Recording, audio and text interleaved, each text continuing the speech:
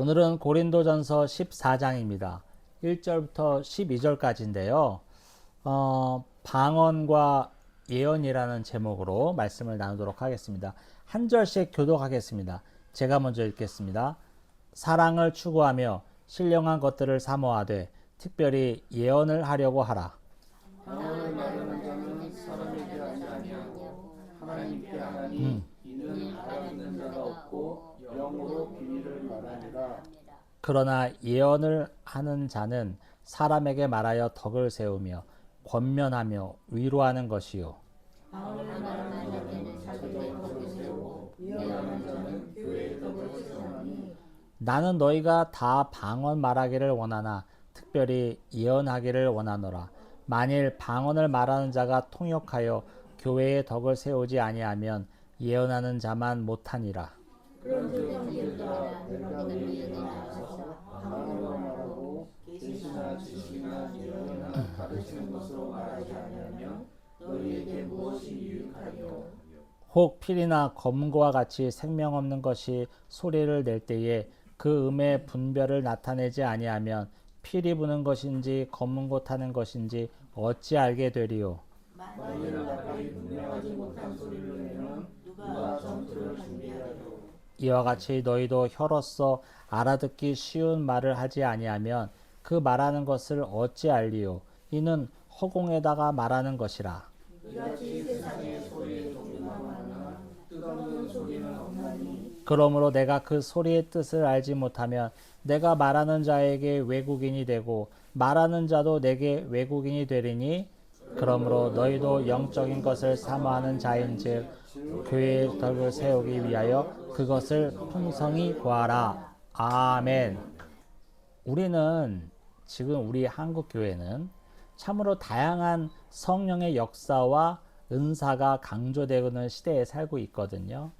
신앙생활을 하다 보면 기도에 열정을 더해주고 깊이를 더해주는 은사도 사모하게 되고 또 하나님의 뜻을 깊이 깨닫고 또 알게 되는 지혜를 또 찾게 되고 그렇습니다.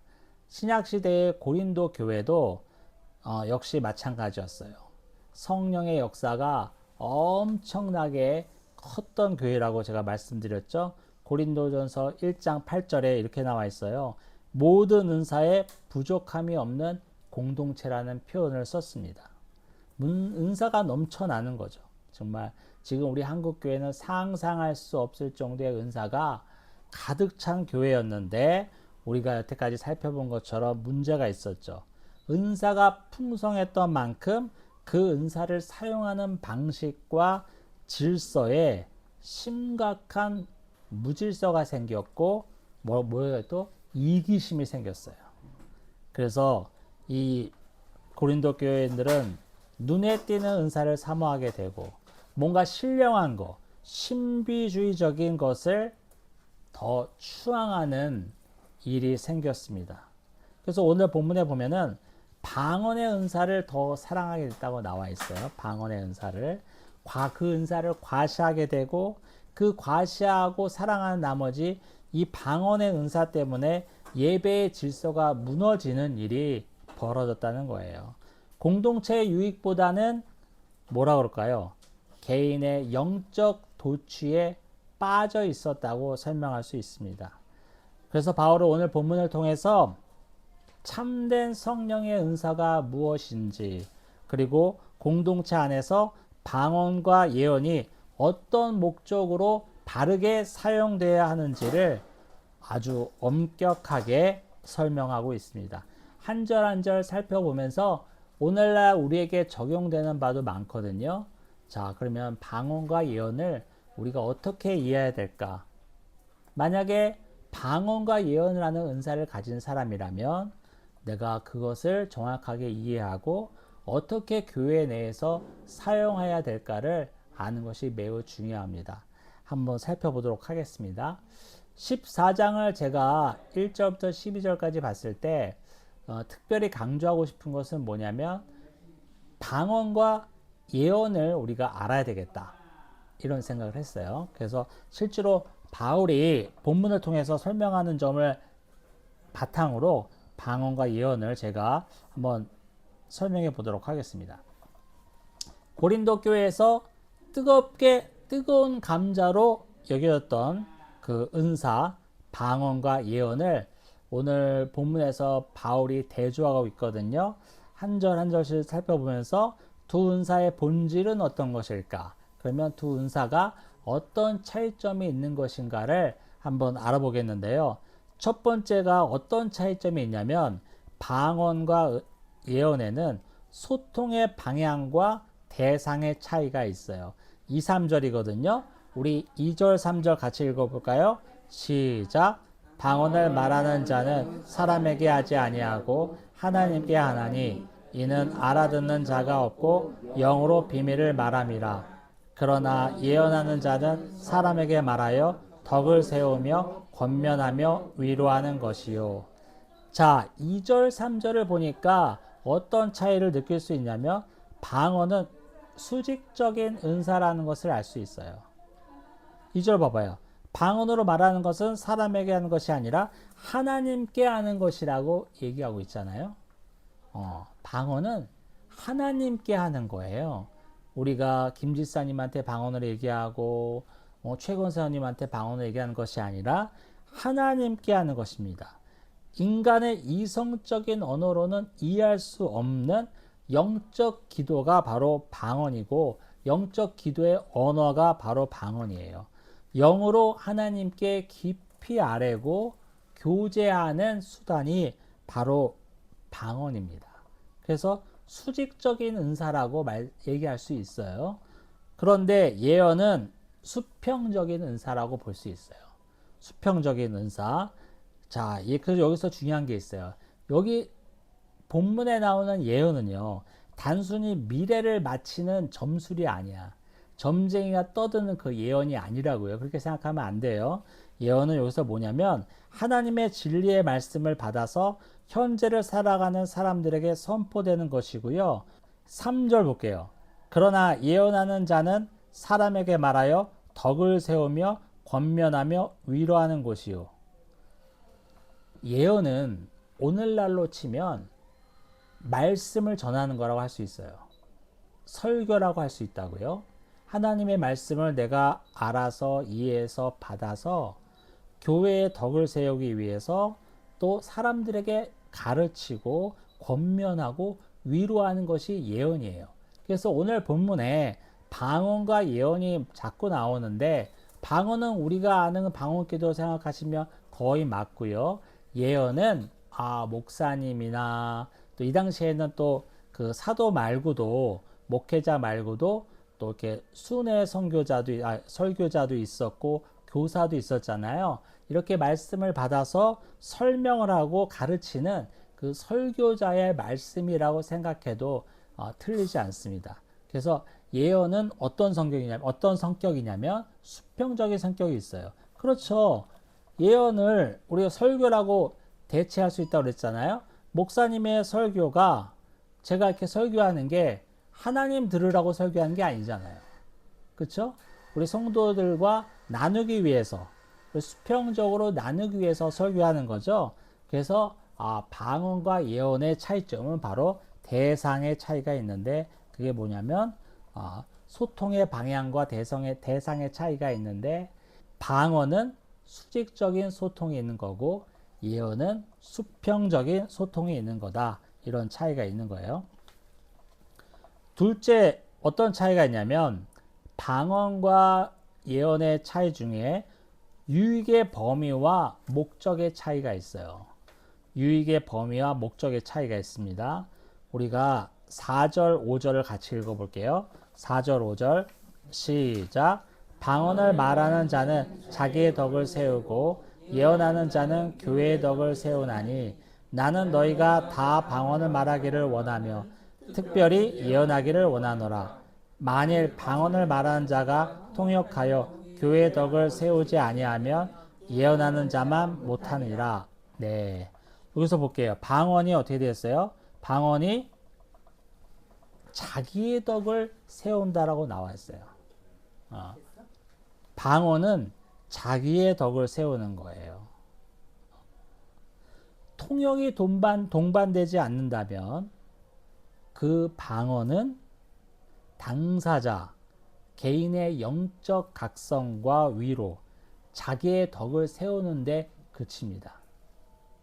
왜냐하면 아까 본문에도 언급되었다시피 이 방언은요, 우리가 이성적인 이해를 할 수가 없는 거예요. 인간의 언어로 통역할 수가 없는 거라고요. 긴밀하게 하나님과 교제하고 긴밀하게 하나님과 기도할 수 있는 수단이 될 뿐이기 때문에 옆에 사람이 이해할 수가 없어요. 이해하려 들 수도 없고, 그렇기 때문에 이 비언어적인 행동, 이 방언을 통해서 어떤 일이 나냐면 자기한테만 유익이 된다는 거예요. 자기한테만 덕이 된다는 거예요. 방언을 아무리 한다고 해도 글쎄 모르겠습니다. 방언도 등급이 있는지 모르겠습니다만 방언을 아무리 화려하게 아름답게 한다고 해도 그거는 자기의 유익에 그치는 거예요. 공동체에 영향을 줄 수가 없어요. 자기가 방언 기도 많이 했다고 해서 우리 교회가 덕이 세워지거나 우리 교회가 어떻게 되는 일은 없다는 거예요. 그 영향의 범위가 자기 자신에 그친다는 거죠. 그래서 중요한 거 나왔어요. 오늘 통역한다는 말이 나왔어요. 그래서 방언을 아무리 멋지게 하고 하나님과 깊게 교제를 해서 내가 하나님과 진짜 손을 잡고 다니는 듯한, 같이 산책을 다니는 듯한 교제가 있다고 해도 통역이 없다면 공동체에 아무 유익이 없어요. 오늘 바울은 이걸 강력하게 짚고 넘어갑니다. 통역이 없는 방언 아무 때나 하지 마라. 통역이 없는 방언 섣불리 얘기하지 말아라. 얘기하는 거예요. 통역이 동반되지 않는 방언은 교회에 유익을 주지 못할 뿐더러 오히려 소동을 일으켜 혼란을 일으켜요. 그래서 방언은 뭐라고요? 자기의 덕에 그친다는 거죠. 하지만 예언은요, 교회의 덕을 세운다고 언급하고 있습니다. 왜냐하면 예언은 오늘날 설교라고 생각해도 된다고 그랬잖아요. 명확한 언어로 알아들을 수 있는 모국어로 설교가 됩니다. 제가 이렇게 설교하는 거 여러분들이 다 알아들으시잖아요. 한마디도 빼놓지 않고 다 알아들을 수 있죠. 왜냐하면 우리 모국어로 얘기하기 때문에, 그리고 이상한 말로 하지 아니하고 명확한 언어로 표현하기 때문에 다 알아듣고 이 설교를 통해서 말씀의 뜻을 이해하게 되며 그 말씀의 뜻을 이해하면서 내가 위로받기도 하고 내 영성에 도움이 되기도 하고 다시 한번 또 일어날 수 있는 힘을 받을 수가 있어요. 권면이 될 수 있어요. 예언은 그렇다는 거예요. 설교는 그렇다는 거예요. 이렇게 유익의 범위가 달라요. 방언과 예언이요. 그래서 세 번째 보니까 이런 표현이 나와 있어요. 이해 가능성이 다르다는 거예요. 이해 가능성이. 아까랑 좀 비슷한 면인데 이런 거죠. 여러분 한번 볼까요? 본문에 어떻게 나와 있냐면은 7절부터 9절까지인데 필이 검은고 이야기가 나와 있어요. 나팔 이야기가 나와 있어요. 자, 필이 검은고가 다 소리를 내는 기구인데, 장치인데, 그게 어떤 딱딱 음률에 맞춰서 정확한 음을 딱 뜯거나 불어야지 이게 피리 소리인지 검은고 소리인지 어떤 음악인지 알 수 있지. 조율도 되지 않는 상태에서 띵띵거린다고 필이 분다고 이걸 필이 소리라고 할 수 있고 이게 무슨 음악을 연주하는 건 알 수가 없다는 거죠. 정확하게 이해가 가능한 소리를 내야 그 악기의 의미가 분명하며, 나팔 소리도 예를 들었잖아요. 나팔 소리의 정확한 음을 내야 우리 군사들이 나팔 소리를 듣고 출정을 준비하지 않겠느냐 라는 표현을 하면서 사도 바울은 계속 어떻게 얘기하고 있냐면 알아들을 수 없는 방언을 주의해라. 그거는 개인적으로 하나님과 깊게 교제하고 어떻게 할 수 있는 수단일 뿐이지 알아들을 수 없기 때문에 그것을 대중적으로 교회 안에서 설명하거나 교회 안에서 강조하기 시작하면 혼동이 일어난다는 거예요. 그러지 말고 나는 방언이 중요한 거 알겠는데 그래 나도 너희들이 다 방언을 하기를 원하는데 차라리 방언보다는 알아들을 수 있는 예언을 사모해라. 설교를 사모해라. 하나님의 말씀을 온전히 이해하고 전달되는 이 말씀을 사모하라고 계속 바울이 얘기하고 있습니다. 12절에서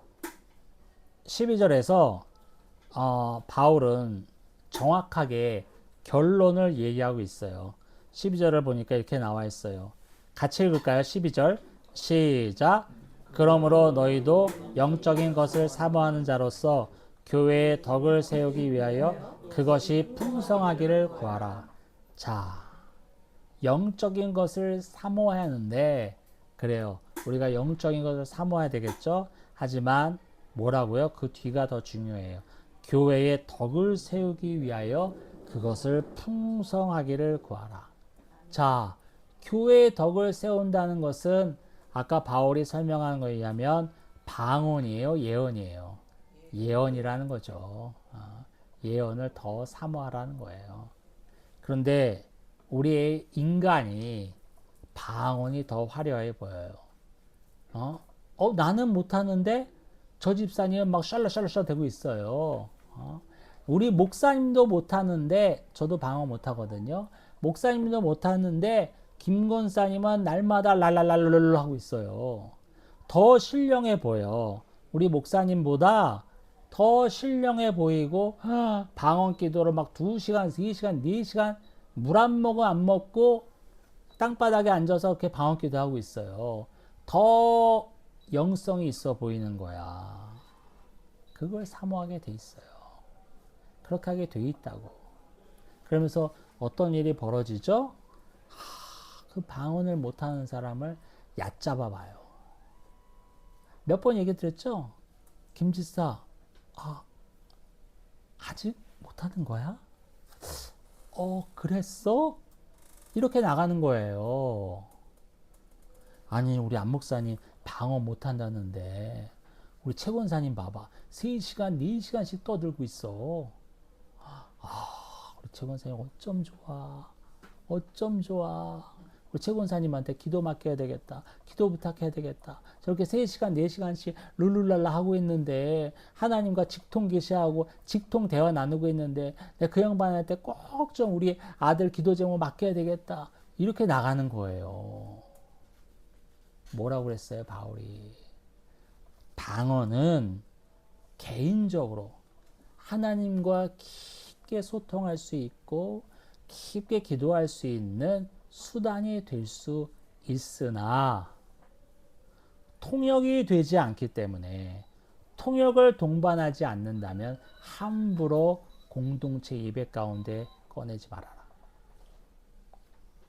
교회의 덕을 해치는 결과를 초래한다. 말하고 있어요. 그래서 나는 너희들이 하나님과 깊게 교제하는 방언을 받기를 나는 간절히 원하지만 통역을 동반하지 않는다면, 통역을 동반하지 못해서 여러 가지 사달을 일으킨다면 난 차라리 너희가 예언을 사모하기를 원한다.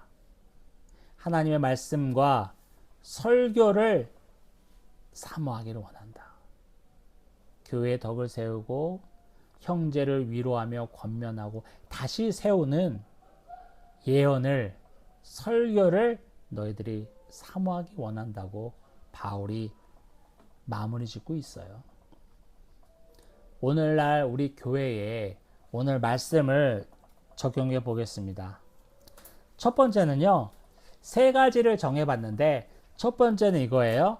은사의 목적을 나의 영적 만족에서 교회의 유익으로 전환하시기 바랍니다.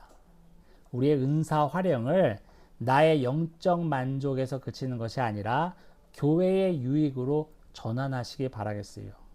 많은 그리스도인들이 은사나 봉사의 직분을 맡을 때 내가 은혜 받는지 내 마음에 흡족한지를 제일 먼저 생각해요. 그걸 기준으로 많이 삼습니다. 그러나 성경이 말하는 은사의 궁극적인 목적은 개인의 만족이 아니라 뭐예요?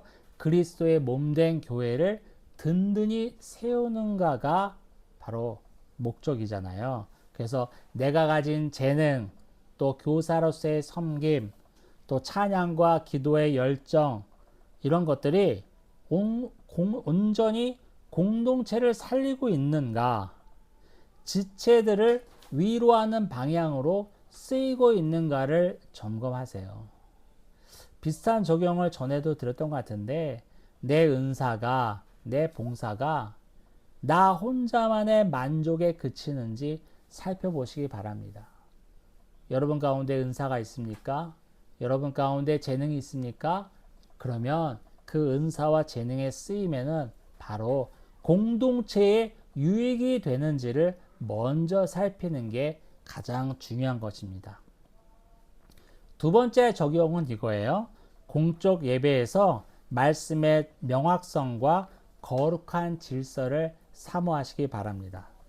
자, 우리 예배의 핵심은 하나님 말씀에 대한 진지한 깨달음과 성령 안에서의 거룩한 질서거든요. 그래서 예배는요, 인간의 감정을 무질서하게 배출하거나 혼란스러운 소동을 일으키는 자리가 아니에요. 모든 회중이 정확하게 알아들을 수 있는 진리의 말씀이 선포되어야 된다는 거죠.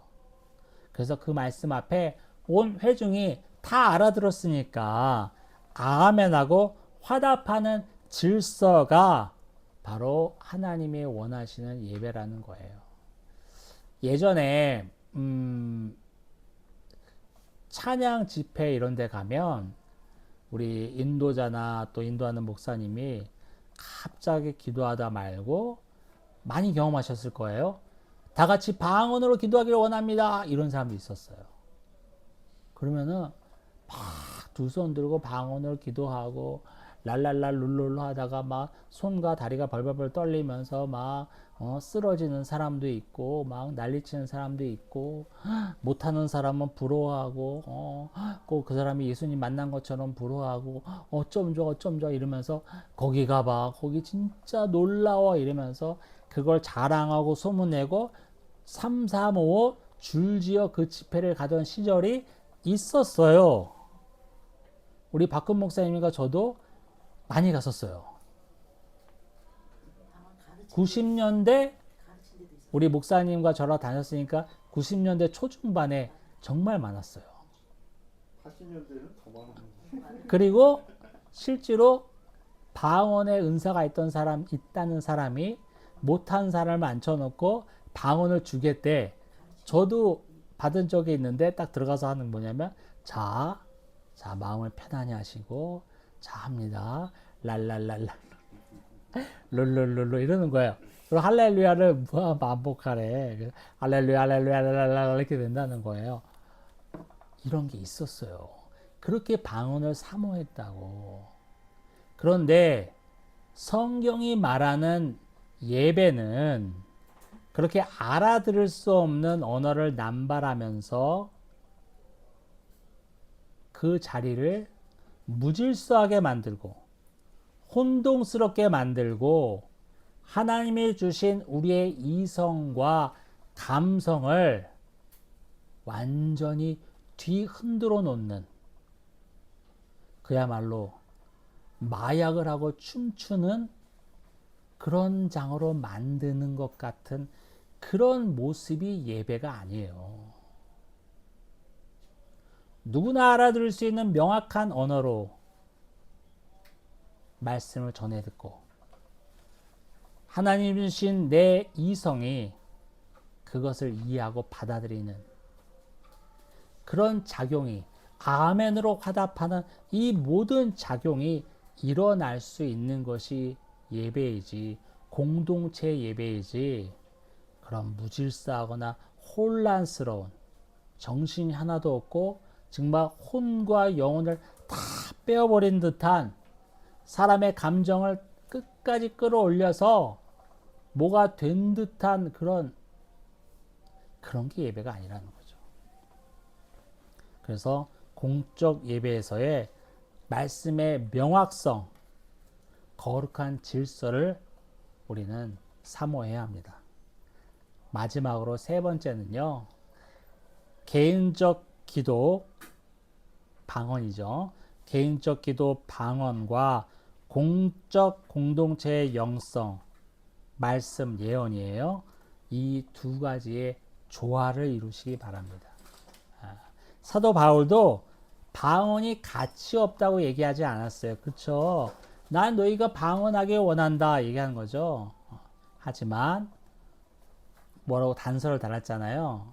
통역이 없이 무분별하게 방언을 예배 가운데 행함으로써 일어나는 그 혼란이 있기보다는 차라리 너희가 예언을 말씀을 사모하기를 내가 원한다고 바울이 얘기했잖아요.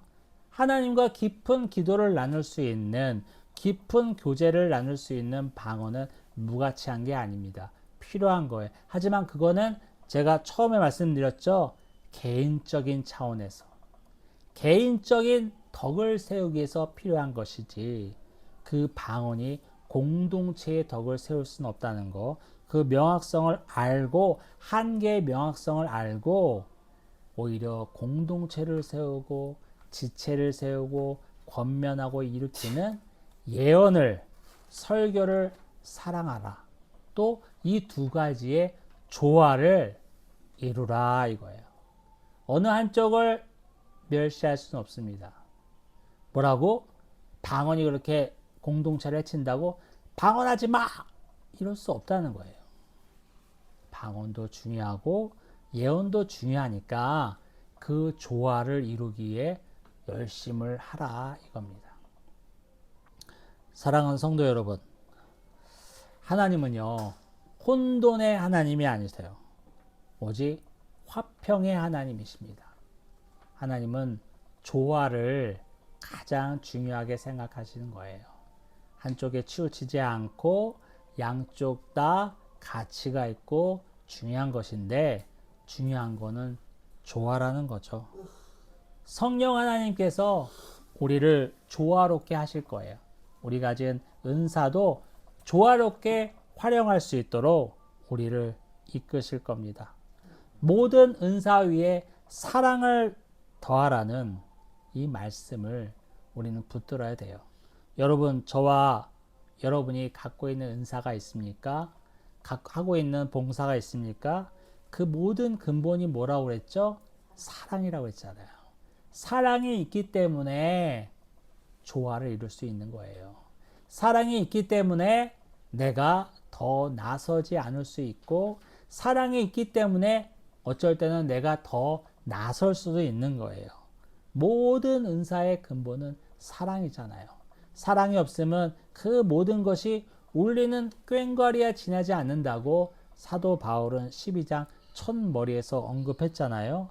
여러분, 우리 은사를 활용할 때 오직 교회의 덕을 세우고 하나님의 거룩한 질서를 지켜나가는가를 확인하는 우리 모두가 되기를 바랍니다. 그럴 때 우리 은사가 하나님의 뜻에 합당하게 쓰여질 거예요. 각자가 가진 은사가 많이 있으실 건데 그 은사를 활용할 때 제일 먼저 교회의 덕이 되는가, 그리고 우리 공동체를 살리는 일이 되는가, 나의 자랑, 나의 영광이 아니라 오직 공동체의 덕이 되는가, 공동체를 살리는 일인가를 먼저 살피시는 우리 모두가 되기를 예수 그리스도의 이름으로 축원합니다. 아멘.